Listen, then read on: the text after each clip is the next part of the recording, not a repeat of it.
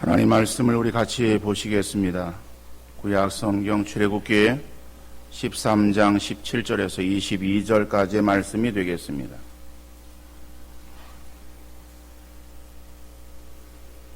출애굽기 13장 17절에서 22절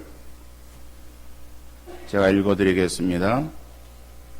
바로가 백성을 보낸 후에 블레셋 사람의 땅의 길은 가까울지라도 하나님이 그들을 그 길로 인도하지 아니하셨으니 이는 하나님이 말씀하시기를 이 백성이 전쟁을 하게 되면 마음을 돌이켜 애굽으로 돌아갈까 하셨습니다. 그러므로 하나님이 홍해의 광야 길로 돌려 백성을 인도하시매 이스라엘 자손이 애굽 땅에서 대열을 지어 나올 때에 모세가 요셉의 유고를 가졌으니 이는 요셉이 이스라엘 자손으로 단단히 맹세하게 하여 이르기를 하나님이 반드시 너희를 찾아오시리니 너희는 내 유고를 여기서 가지고 나가라 하였음이더라. 그들이 숫곳을 떠나서 광야 끝 에담에 장막을 치니 여호와께서 그들 앞에서 가시며 낮에는 구름 기둥으로 그들의 길을 인도하시고 밤에는 불 기둥을 그들에게 비추사 낮이나 밤이나 진행하게 하시니 낮에는 구름 기둥 밤에는 불 기둥이 백성 앞에서 떠나지 아니하니라. 아멘. 한 신실했던 젊은 남자 집사가 심근경색으로 아내와 어린 남매를 남겨둔 채 갑자기 세상을 떠났습니다. 교회 봉사를 큰 즐거움으로 알고 누구보다 헌신적으로 살았던 성도였기에 교회 모든 성도들에게 큰 슬픔이었습니다. 그의 아내가 목사님, 우리 가정에 아직 필요한 사람인데 왜 하나님께서 이렇게 빨리 불러 가시는지 이해가 되지 않습니다. 라고 물었어요. 그 물음에 목사는 무엇이라고 말해 줘야 될지 할 말을 잃었습니다. 성경에 보면은 베다니에 살던 젊은 나사로의 죽음도 두 여동생들에게는 이해가 되지 않는 것이었습니다. 주께서 여기 계셨더라면 오라버니가 죽지 아니하였겠나이다 라고 하는 그 말은 나사로의 죽음이, 자기 오빠의 죽음이 뜻밖의 사건임을 설명하고 있는 말입니다. 나사로는 주님께서 사랑하시던 자라고 말씀하고 있어요. 주님이 사랑하시던 나사로, 그런데 갑작스러운 죽음. 그래서 그 가정에 지주와 같았던 그러한 그 오빠의 죽음이 남은 두 여동생들에게는 한없는 슬픔으로 다가오게 되었을 것입니다. 물론 나사로의 죽음은 주님이 오셔서 나사로를 살려주시면서 주님이 부활이요 생명이라고 하는 것을 알려주기 위한 그러한 뜻이 있었기 때문에 나사로의 죽음이 있었다라고 하는 것을 우리가 이해할 수는 있습니다. 그러나 그 앞의 사건처럼 젊은 남자 집사의 갑작스러운 죽음처럼 우리 주변에는 이해할 수 없는, 그리고 이해되지 않는 그러한 그 일들이 얼마나 많이 있는지 몰라요. 우리가 살아가면서 우리에게서 발생되어지는 그러한 일들 가운데에 많은 부분이 이해가 되지 않는, 왜 이런 일들이 나에게 일어날까라고 의문을 던질 수밖에 없는 그러한 일들이 얼마나 많이 있는지 몰라요. 그러나 이해되지 않는 일들, 우리 주변에서만 일어나는 것이 아니라 오늘 본문에서도 나타나고 있음을 보게 되어집니다. 오늘 본문의 내용을 보니까는 하나님께서 이스라엘 백성들을 광야길로 인도하시고 계십니다. 17절 말씀 보니까는 바로가 백성을 보낸 후에 블레셋 사람의 땅의 길은 가까울지라도 하나님이 그들을 그 길로 인도하지 아니하셨으니 이는 하나님이 말씀하시기를 이 백성이 전쟁을 하게 되면 마음을 돌이켜 애굽으로 돌아갈까 하였습니다 라고 말씀하고 있어요. 이스라엘 백성들이 바로의 손에서 벗어나서 이제 꿈에 그리던 가나안 땅으로 가게 되었습니다. 우리가 살펴본 바와 같이 하나님께서 모세를 통해서 바로와 애굽의 모든 사람들에게 재앙을 내리십니다. 그 재앙을 내리심으로 인해서 하나님이 어떠한 분인가라고 하는 것을 알게 하기 위함이었어요. 그 많은 어려움 가운데서 바로가 모세가 전하는 하나님 말씀을 듣는가 하다가도 다시금 그 마음이 바뀌어서 그것을 시행하지 아니하고 또 돌이키는 그러한 사건들이 계속되었죠. 마지막 재앙이 처음 난 것의 죽음이에요. 사람에 있어서 처음 장자이던 아니면 동물에게 있어서의 첫 새끼이던 처음 난 것의 죽음. 그러므로 인해서 애굽 전역에 그 모든 가정들에서는 갑작스러운 죽음으로 울음바다가 되어졌습니다.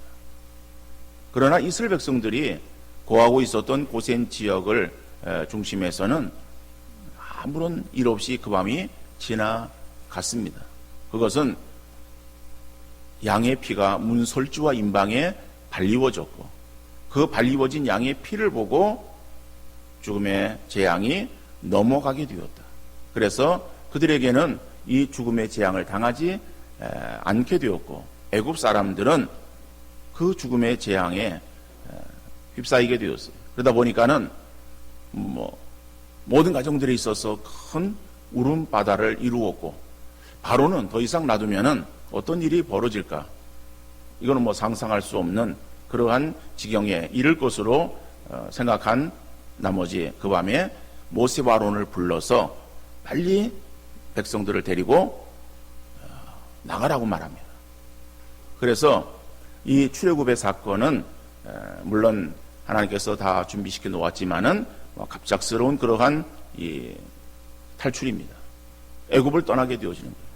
그러니까 애굽의 지긋지긋한 그러한 삶 속에서 이제 거기서 벗어나게 되어진 이스라엘 백성들, 그들의 마음은 하루빨리 가나안 땅에 가기를 원했을 것입니다.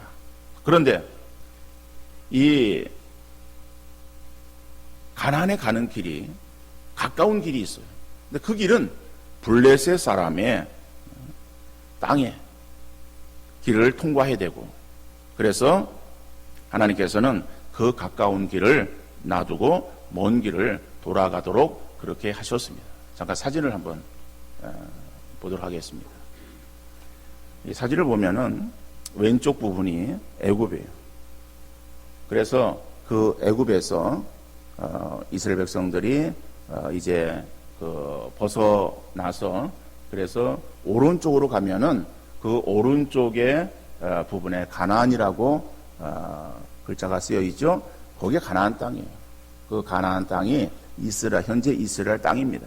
그러니까는 왼쪽에 애굽에서 그 오른쪽에 가나안 이스라엘 땅으로 가는 그 거리는 그렇게 멀지 않아요. 그렇다 가지고 몇 시간이면 갈 수 있는 거리는 아니고 걸어서 그저 며칠이면 갈 수 있는 거리입니다. 왜냐하면은 지금 이 애굽에서 이집트에서 이스라엘로 가려고 할 때 여행을 가면은 버스를 타고 이동을 합니다. 그럼 버스를 타고 이동을 할 때에 그저 반나절 채 안 걸립니다. 그러니까 몇 시간에 갈 수 있는 거리거든요. 그렇기 때문에 걸어서 간다 할지라도 며칠이면은 갈 수 있는 거리예요. 그런데 그 중간에 보면은 블레셋 사람의 길, 땅의 길 이렇게 되어져 있는 것을 혹시 보실지 모르겠습니다. 자, 그러니까는 그 왼쪽 애굽에서 오른쪽 가나안으로 갈 때에 갈 수 있는 그러한 길들은 저 위쪽에 파란색 부분은 바다예요. 지중해.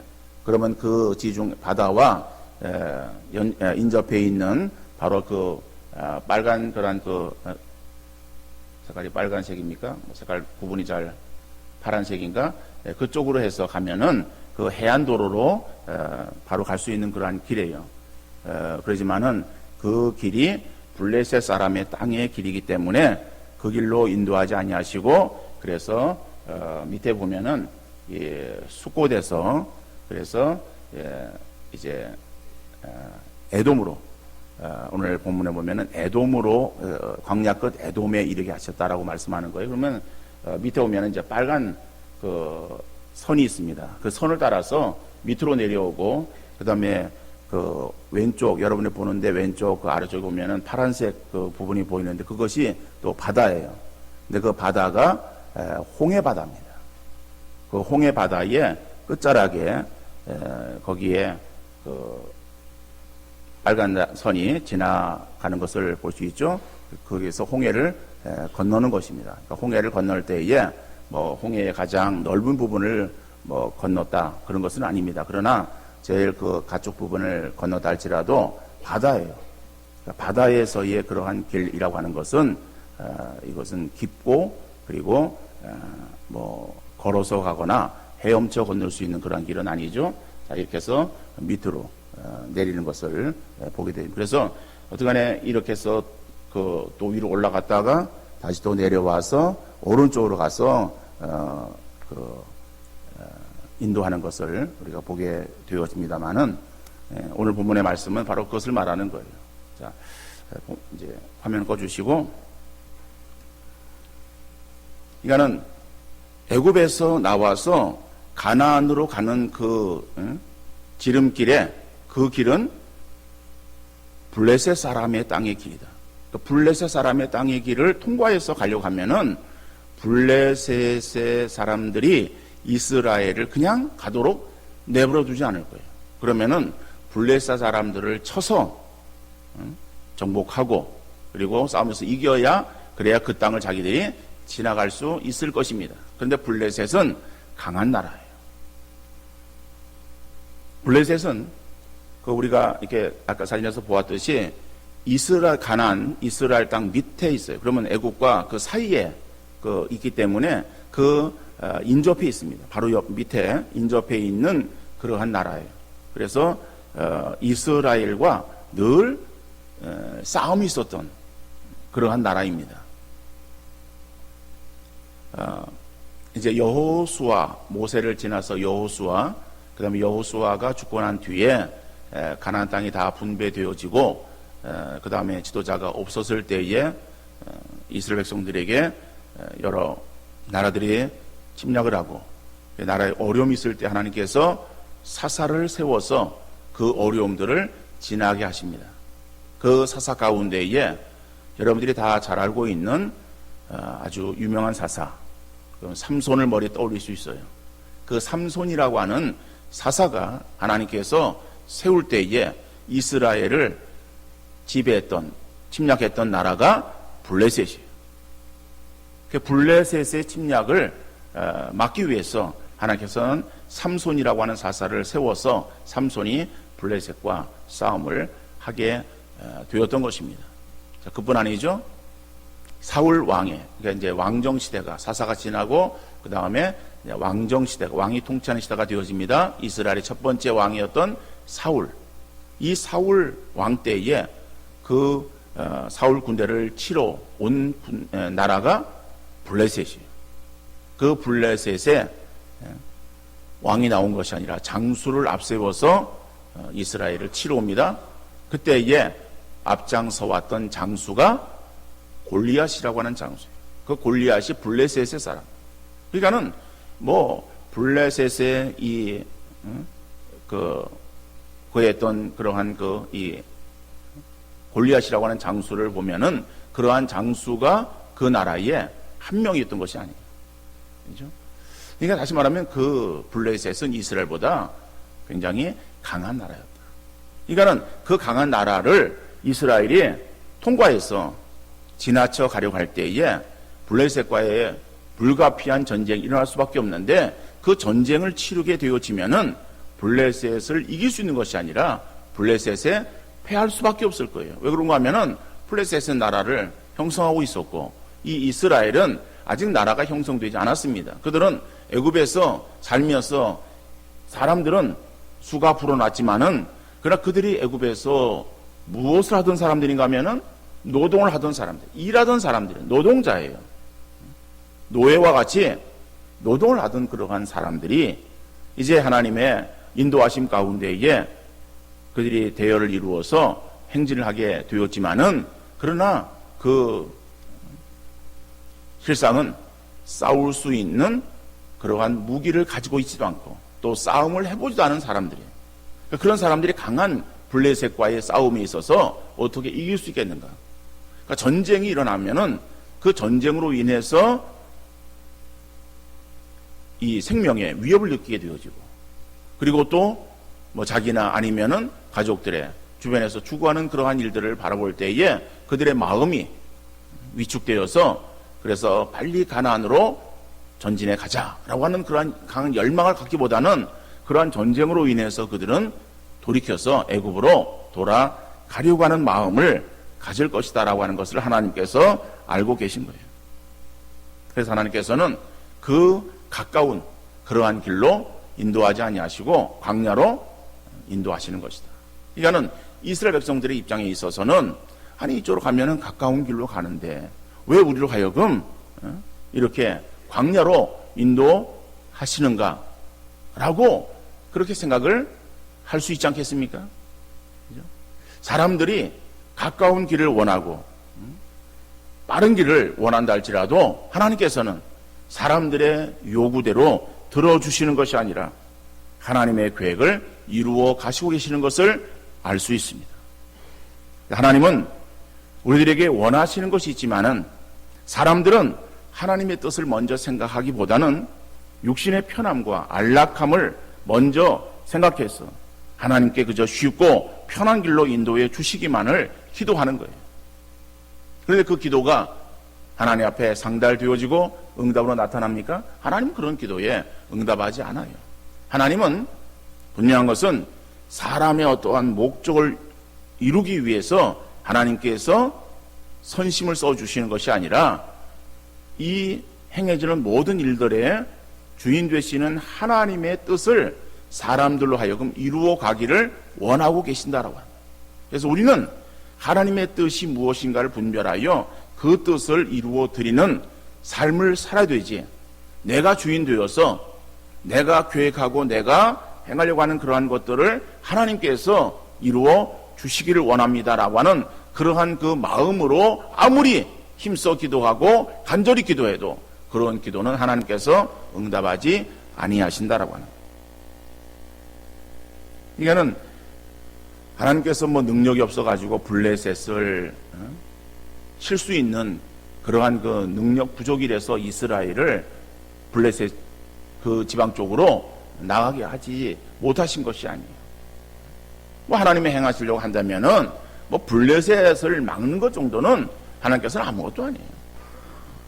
뭐 어떤 방법을 통해든지 이스라엘을 뭐 가나안으로 바로 드리려고 하신다면은 하나님이 하실 수 있는 그러한 뭐 무궁무진한 방법이 있어요. 근데 하나님이 행하시는 것은 빠른 길, 쉬운 길, 이런 길로 인도하시는 것이 아니라 광야로 그들을 인도하고 계시는 것을 보게 되어집니다. 자, 그러나 광야길을 인도하시지만은 그 길 가운데 하나님께서 구름 기둥, 불 기둥으로 인도하시는 것을 볼 수가 있습니다. 오늘 보면 20절의 말씀입니다. 그들이 숫곳을 떠나서 광야 끝 에담에 장막을 치니 여호와께서 그들 앞에서 가시며 낮에는 구름 기둥으로 그들의 길을 인도하시고 밤에는 불 기둥을 그들에게 비추사 낮이나 밤이나 진행하게 하시니 그랬어요. 자, 그들이 숫곳을 떠나서 이제 광야 끝 에담에 장막을 쳤다라고 말씀하는 거예요. 자, 이것은 이 숫곳을 왼쪽에 우리가 아까 사진을 보았을 때에 그 왼쪽에 그 숫곳 곳이라고 하는 곳이 있었습니다. 그곳에서 이제 에담이라고 하는 것은 이 애굽과 홍해 그 사이에 있는 광야, 그 에담 광야를 말하는 거예요. 그 에담 광야에 바로 그 처음 부분을 이제 의미하고 있는 것입니다. 그러니까는 이 숫곳을 떠나서 그래서 그 이 광야, 에담 광야의 그 이제 한 부분에 거하게 되었다. 그리고 이제 광야로 들어가게 되어지는 거예요. 그 광야로 들어가고 그리고 그 다음에 홍해를 건너고 그래서 홍해를 건너서 그 다음에 쫓아오는 애굽의 모든 군대를 그 바다에 다 수장을 시키고 더 이상 애굽 군대가 쫓아오지 못하도록 그렇게 하나님께서 행하시면서 그래서 그 다음에 이스라엘 백성들은 계속해서 이제 광야를 지나는 거예요. 그러니까는 여러분 이스라엘 그 중동 지역의 땅들이 넓지만은 그 넓은 지역의 땅들을 다 그들이 활용해서 쓸 수 있는 그러한 땅은 아닙니다. 그러니까 쓸 수 있는 땅이 한정되어 있어요. 근데 그 땅은 너무 적어요. 그러니까는 대부분의 그러한 그 땅들이 다 그저 황량한 벌판이에요.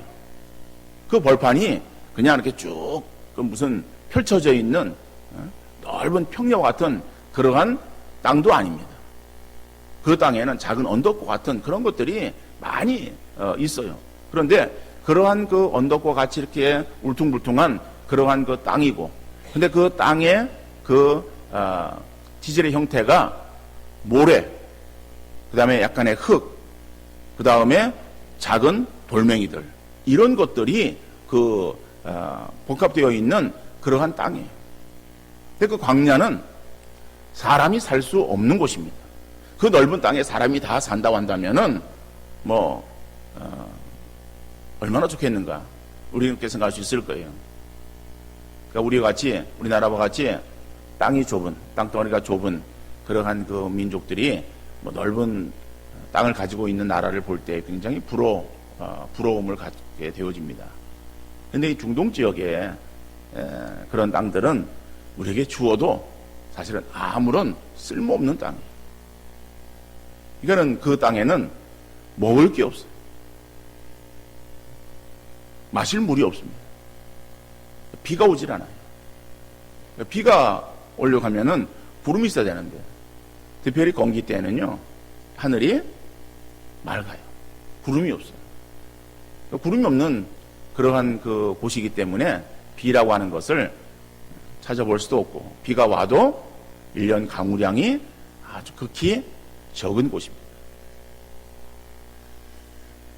자, 어떤 간에 사막과 같은 그러한 곳입니다. 사막은 아니고 사막과 같은 그러한 그 곳에서 이제 길을 걸어간다라고 할 때에 몇 시간의 그러한 길들은 걸어갈 수 있을 거예요. 왜냐고 하면은 자기가 준비한 그런 음식이든지 마실 물이든지 그것을 들고서 가다가 먹고 마시면서 그저 반나절을 걸어간다든지 아니면은 하루 길을 걸어가는 그러한 것은 고통스러워도 걸어갈 수 있을 거예요.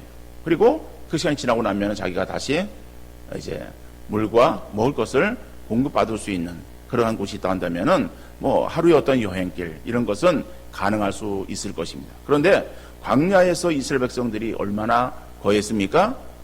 40년을 거하지 않습니까? 그 40년 동안은 그들에게 먹을 것이 없습니다. 마실 물이 없습니다. 그 길은 사람이 통행하는 길이 아니에요. 사람이 통행하는 길은 이렇게 한정되어 있어요. 아까 제가 그 사진을 보면서 이 애굽에서 나와서 가나안까지 그 지중해 연안을 따라서 그래서 나 있는 길, 해안도로라고 말하는데 어떤 그렇게 되어진 그러한 길로만 사람들이 갈 수 있는 것입니다.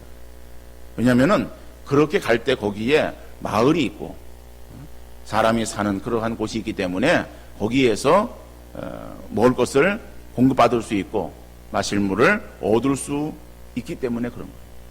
그러니까 다른 길로 가서 빠른 길로 가겠다라고 갔을 때에 거기에는 아무런 이런 먹을 것에 대한 보장이 없어요. 마실 물에 대한 보장이 없습니다. 그러니까는 사람이 다니지 않는 그러한 길, 사람이 거하지 않는 그러한 곳이 광야예요. 근데 하나님께서는 그러한 그 광야로 이스라엘 백성들을 내모십니다. 이스라엘 백성들을 하나님께서 광야로 내모셔서 그럼 광야에서 이스라엘 백성들을 죽이려고 하나님께서 그렇게 작정을 하신 것일까? 이스라엘 백성들은 그러한 그 광야 그 생활 고통 가운데서 하나님께 대해서 그렇게 원망하기도 했어요. 모세에 대해서 원망하는 거예요. 아니 모세야, 우리가 매장지가 없었어. 여기를 우리를 끌고 와가지고 여기서 우리로 하여금 죽게 하느냐라고 성경 나중에 보면은 그렇게 모세에게 원망하는 내용이 나오고 있습니다. 하나님께서 이스라엘 백성들을 죽이시려고 죽여서 그 시신들을 묻을 수 있는 그런 매장지가 애굽에 부족해서 그래서 광야에다가 그들의 시신들을 그냥 내버리기 위해서 광야로 내모신 하나님이실까? 하나님은 이 광야 생활을 통해서 하나님의 뜻하시는 목적이 있어요. 그 목적을 이루시기 위해서 광야로 인도하시는데 그 광야는 물론 힘들고 어려운 곳입니다. 그러니까 사람의 생각에는 쉽고 빠른 길, 육신적으로 편한 그러한 그 지름길로 인도하기를 원하는 마음을 가지고 있을 수 있지만은 하나님께서 이스라엘 백성들을 인도하시는 그 길은 먼 길이에요. 고통스러운 길이에요. 힘든 길이에요. 그러나 그러한 길로 인도하시지만은 거기에 이스라엘 백성들을 홀로 내버려 두지 아니하시고 하나님이 그들과 함께 하시겠다라고 약속하시고 있습니다. 그 약속이 어떠한 약속인가 하면은 21절에 보니까는 여호와께서 그들 앞에서 가시며 낮에는 구름 기둥으로 그들의 길을 인도하시고 밤에는 불 기둥을 그들에게 비추사 낮이나 밤이나 진행하게 하시니라고 말씀하고 있습니다.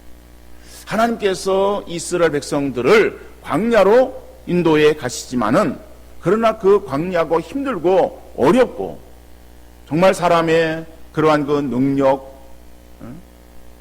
한계에서 벗어나는 그러한 지형이기 때문에 그곳에 거한다라고 하는 것이 인간에게는 굉장히 고통스러운 장소일지라도 하나님께서 그 광야에서 이스라엘 백성들과 함께 하시겠다라고 약속하시는 거예요. 하나님은 영이십니다. 눈에 보이지 않는 거예요. 눈에 보이지 않는 하나님이 우리와 함께 하신다라고 하는 것에 대해서 그들은 인식할 수가 없습니다. 그래서 그들에게 있어서 내가 여기 있다라고 하는 것을 알리시기 위해서 보여주시기 위해서 하나님께서는 구름기둥, 불기둥으로 그렇게 나타나셔서 그들 앞에서 진행하게 하셨다라고 성경은 기록하고 있습니다. 물론 구름기둥, 불기둥이 하나님은 아니십니다. 우리가 생각할 때에 불기둥을 보면서 하나님이다 그렇게 생각할 수 있겠지만은 하나님은 아니세요. 하나님은 눈에 보이질 않아요. 구름도 아니고 불도 아니고 빛도 아니고 어떤 그러한 현상적인 그러한 존재가 아니십니다. 그러나 사람에게 있어서 사람은 육신을 가지고 있어요. 육신의 눈으로 모든 것들을 이렇게 보는 거예요. 그래서 사람의 눈에 인식되어져서 하나님이 함께 하시는구나, 하나님이 여기 계시는구나 라고 하는 것을 그들로 하여금 알게 하기 위해서 그래서 가시적으로 눈에 보이게 낮에는 구름기둥으로 밤에는 불기둥으로 그들 앞에서 행하신다라고 그렇게 말씀하고 있는 것입니다. 여러분 오늘 이 말씀을 통해서 우리가 볼 때에 이스라엘을 인도하시는 하나님은 오늘 우리에게도 동일하게 역사하시는 하나님이신 줄 믿으시기를 바랍니다. 그래서 하나님의 인도하심이 우리에게 이해되지 않아도 절망하거나 포기하지 마시기를 바랍니다. 우리의 인생길에 우리가 처음 말씀드렸듯이 우리에게 이해되지 않는, 이해할 수 없는 그러한 일들이 얼마나 많이 일어난지 몰라요. 우리의 인간의 이성으로, 내 머리로 판단해서 이것이 어떻게 되어진 일인가, 하나님 왜 이것을 이렇게 이루어 주시는가라고 하는 것들을 헤아리면서 그 이해되어지는 그러한 이해의 부분을 따라서 우리가 가려가면요, 우리가 아무것도 할 수 없어. 왜? 하나님께서 행하시는 그러한 일들이 우리에게 전혀 이해가 되지 않는 부분들이 너무나도 많기 때문에 그래요. 그러면은 이해되지 않는 그러한 일들이 우리에게 주어졌을 때에 이해되지 않고 이해할 수 없다라고 해서, 그래서 우리가 포기할 수 있습니다. 실망할 수 있습니다. 낙담할 수 있습니다. 근데 우리 그리스도인들은 그래서는 안 된다라고 하는 것이죠. 왜 그렇습니까? 그러한 곳에서도, 그러한 상황에서도 하나님이 우리와 함께 하시고 하나님이 내 삶에 앞서서 행하시기 때문에 우리는 그 하나님을 따라갈 때에 결국 나가는 그러한 길들이 승리의 길로 나가게 되어질 줄로 믿습니다. 그래서 세상 사람들은요, 세상사 마음 먹게 달렸다라고 그렇게 하면서 자기가 계획하고 생각한 대로 일이 다 진행되어지는 줄로 압니다. 그러다가 자기 뜻대로 일이 되지 않고 엉뚱한 방향으로 나가는 것 같으면은 실망하고 좌절해서 술로 위로를 삼으려고 합니다. 그러다가 다시 심기일전해서 또다시 시도하다가 그리고 또 안 되어지면 자살이라고 하는 막다른 길을 선택하기도 합니다. 그러나 우리 그리스도인들의 삶은 처음부터 시작부터 달라야 되는 거예요. 세상 사람들은 자기의 계획을 앞세울지라도 우리 믿는 성도들은 하나님의 계획을 앞세워 나갈 수 있기를 바랍니다. 사람이 계획을 세울지라도 그 걸음을 인도하시는 이는 하나님이시라고 성경이 말씀하고 있지 않습니까? 시편 127편 1절 말씀 보면은 여호와께서 집을 세우지 아니하시면 세우는 자의 수고가 헛되며 여호와께서 성을 지키지 아니하시면 파수꾼의 깨어있음이 허사라고 말씀합니다. 헛됨이라고 말씀하고 있습니다. 그러니까는 아무리 사람이 하려고 해도 하나님께서 그 일에 있어서 시작하시고 진행하지 아니하시면은 사람이 행하는 그러한 것들이 다 허사다, 헛된 일을 경영하는 것이다 라고 그렇게 성경이 말씀하고 있습니다. 특별히 우리 현대인들에게 있어서 자기 우상화에 젖어 있어요. 자기 우상화라고 하는 것은 뭐예요? 자기가 우상이 되어져 있어요. 육신을 최고로 생각하는 거예요. 육신을 가꾸고 다듬는데 혈안이 되어 있어요. 여자들만 그런 것이 아니죠. 남자들도 그래요. 인간이라고 한다면은 그죠, 육신의 건강이 최고로 생각을 하는 거예요. 육신의 아름다움을 최고의 덕으로 생각하는 거예요. 거기에 모든 그러한 우리의 심혈을 기울입니다.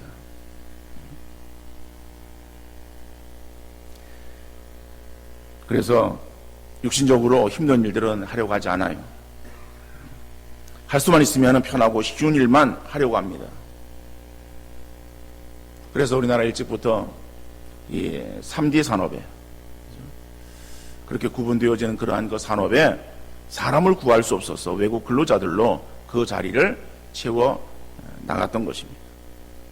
젊은이들이 기술이나 제조업에 관심이 없어요. 최고의 관심은 그저 공무원이 되는 거예요. 편하고 쉬운 일만 고르다 보니까 일할 자리는 점점 없어지는 거예요. 그럼에도 불구하고 어려운 일은 하려고 들지 않습니다. 차라리 알바를 하더라도 좀 더 쉬운 서비스 업종에서 시급을 받으면서 그럭저럭 그냥 시간을 보내기를 원하는 거예요. 여러분, 우리는 육신의 편함과 만족을 위해서 사는 것이 아니라 하나님의 뜻을 이루기 위해서 자기에게 주어지는 일을 감당해야 될 줄로 믿습니다. 그 길이 힘들고 어려워도 도전하고 헤쳐 나가야 됩니다. 우리 힘들고 조금 힘들고 어려우면 포기해버리는 거예요. 근데 우리 그리스도인들의 삶은 우리에게 주어지는 그러한 일들, 하나님의 뜻을 이루는 그러한 길이, 이 길이 따라갈 때 그 길에 어려움이 있고 힘든 그런 과정들이 따라갈 때에 포기하고 돌아가려고 하는 것이 아니라 그 어려움을 우리가 가지고 이겨나가기 위해서 도전하고 우리 힘으로 감당할 수 없다라고 인식되어지는 그러한 순간에 우리의 능력이 아니라 하나님의 능력을 구하는 그러한 믿음의 자세가 우리에게 필요한 것이에요.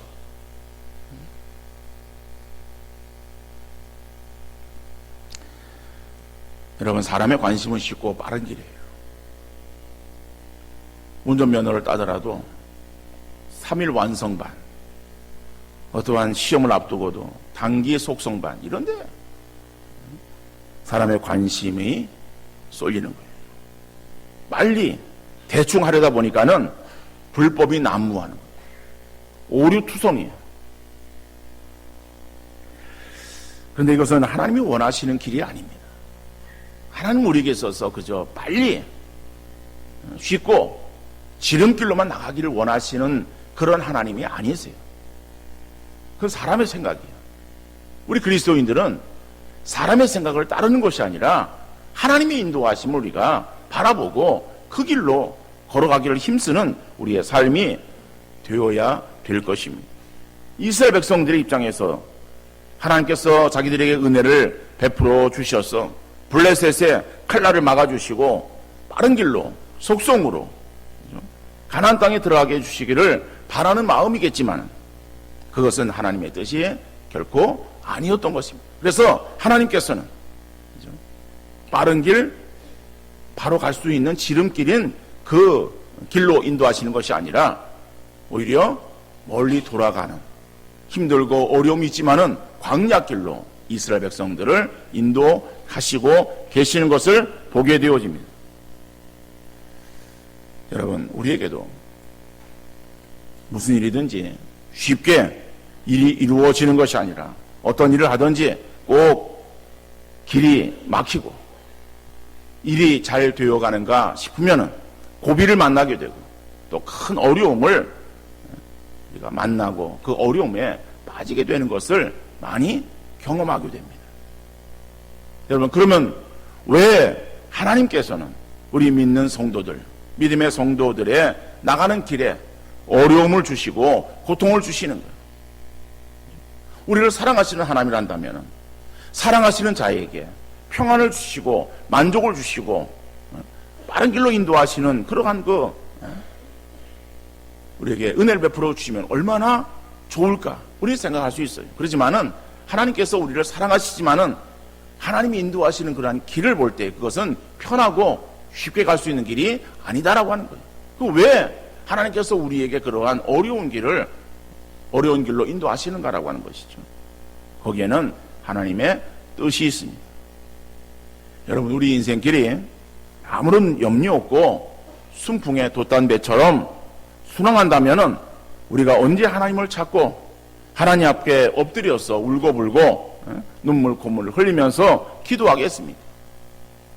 모든 것이 다 자기가 잘나서 되어진 것처럼 기고만장하지 않겠어요? 그런 사람에게 하나님이 존재하겠습니까? 겉으로는 내가 하나님을 믿는 사람이고 하나님이 내게 은혜를 베풀어 주셔서 내가 이렇게 잘 되고 있다라고 그렇게 말하고 고백하겠지만은 실상 그의 삶에서 보면은요, 하나님을 떠나 있고 그리고 신앙에서 멀리 떠나 있는 그의 삶의 모습을 보게 되어집니다. 하나님께서 원하시는 것은 우리로 하여금 하나님께로부터 멀찍이 떨어져서 그저 겨우 하나님을 따르기를 원하시는 것이 아니라 하나님께서 우리를 가까이 두게 하시고 그리고 우리가 하나님을 바라보고 그 하나님을 붙잡고 하나님을 의지하는 그러한 그 믿음으로 이 험한 세상 살아가기를 하나님께서 원하고 계시다라고 합니다. 그래서 우리에게 어려움을 주십니다. 그러니까 여러분, 우리에게 주어지는 어려움이 있을 때에 그 어려움의 상황만을 바라보지 마시고 그 어려움을 통해서 자기의 연약함을 돌아볼 수 있기를 바랍니다. 나는 부족하고 연약한 존재이기에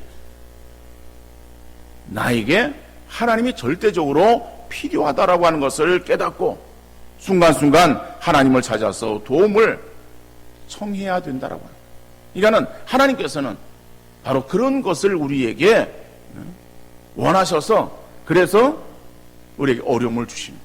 그러니까 어려움이라고 하는 것은 하나님께서 우리를 하나님께로 가까이 오게 하시기 위한 하나님의 부르심의 기회다라고 합니다. 그러니까 어려움을 우리가 그저 육신의 눈으로 어려움 그 자체만을 바라보면은 우리가 실망하고 정말 자기 신세에 대해서 한탄하고 짜증하고 그리고 모든 것들을 포기해 버릴 거예요. 그런데 그 어려움을 다시 한번 우리가 생각할 때 왜 하나님께서 나에게 이 어려움을 주시는가 하는 것을 생각하면서 영적으로 우리가 그것을 생각해 보면은 그것은 그 어려움을 통해서 하나님을 더욱더 가까이 하게 하기 위한 하나님의 인도하십니다. 시편 73편 마지막 절 보면은 아삽이 하나님을 가까이 함이 내게 복이라 라고 하는 것을 고백하는 것을 우리가 볼 수 있어요. 이 아삽은 믿음의 사람이었어요. 그지만 믿음의 사람인 아삽에게도 어려움이 있었고 또 믿는 사람들이 어려움을 당하는 모습들을 바라보면서 그러나 상대적으로 믿지 않는 그러한 사람들에게는 어려움이 없는 것처럼 보여져요. 그 왜 믿음의 사람들에게 어려움이 주어지는가?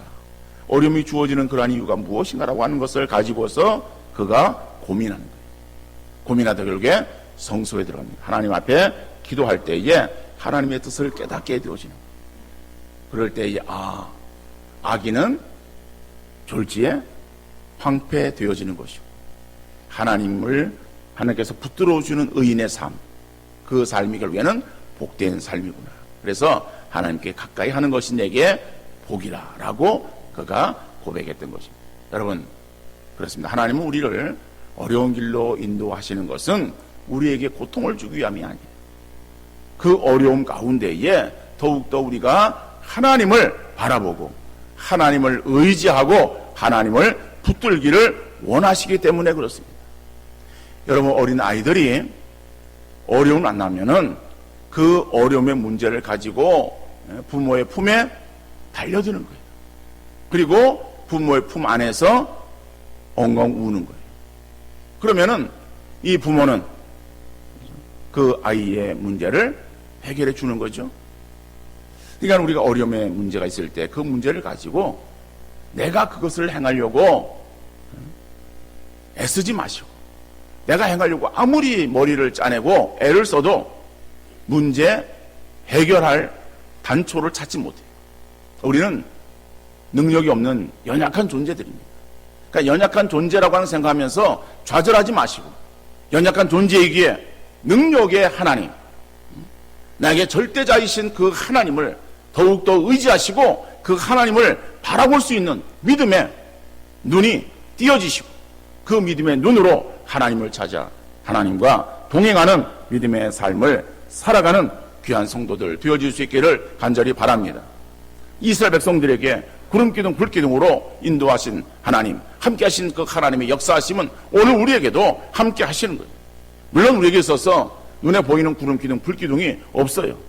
그렇지만은 하나님의 기록된 약속의 말씀을 우리가 붙잡고 하나님 이스라엘 백성들과 함께 하셨다고 한다면은 오늘 우리 믿음의 성도들, 오늘 나에게도 하나님께서 함께 하신다라고 하는 이 확실한 믿음을 가지고 그래서 믿음으로 승리하시는 여러분들 되어질 수 있기를 간절히 바랍니다. 우리에게 주어지는 그러한 그 상황 속에서 절망하거나 낙심하는 것이 아니라 그리고 육신적으로 그저 쉽고 편한 그러한 길로만 나가기를 원하는 것이 아니라 광야와 같은 그러한 길을 통해서 우리가 영적으로 더 무장되어지기를 원하시는 하나님의 인도하심이 있음을 믿고 우리가 그러한 그 믿음으로 하나님 더욱더 바라보시며 하나님을 의지하시고 하나님과 동행함으로 이 험한 세상 정말 하나님을 믿는 믿음으로 승리하시는 우리 모든 성도님들 되어질 수 있기를 주님 이름으로 축원합니다.